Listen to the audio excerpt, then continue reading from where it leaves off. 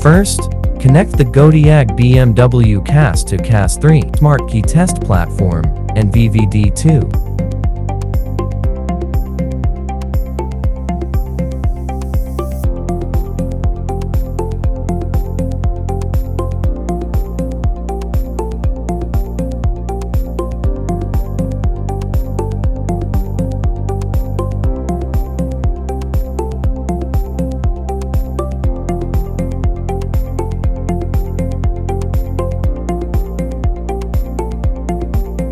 Plug in the power supply.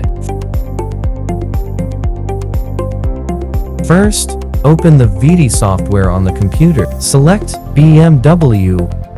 Click Key Learn. Click CAS2 information and click Connect. Click Read Code to read the code data. Click OK. Click Key Learn. Click CAS Key Learn. Click Connect. And then click Get Key Info. Click OK. And save key info to the desktop. Choose a blank key. Click Prepare Dealer Key with Programmer. Click OK. Put the key into VVDI2. When prompted to generate the key successfully, click OK. Start testing whether the key is generated successfully.